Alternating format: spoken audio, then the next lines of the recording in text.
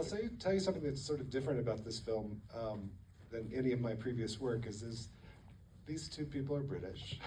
So in creating these roles, they would be, by necessity, transforming in a way that I wasn't used to. Usually I ask people to show up and kind of be themselves with my dialogue or the dialogue we write in the situation. Here I was actually asking for a performance.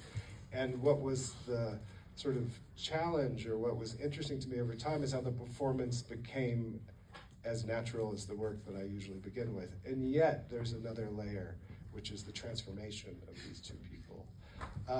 Ben had 55 pages of dialogue. Rebecca had 3. So there are different tasks, and I think what I discovered working with Afonso Gonzalez and putting the film together and editing it is that somehow we still had a two-hander, and that was really interesting to me. But I think their tasks were very different, and they can speak to that. You want to talk about anything? About the material and how you approached it?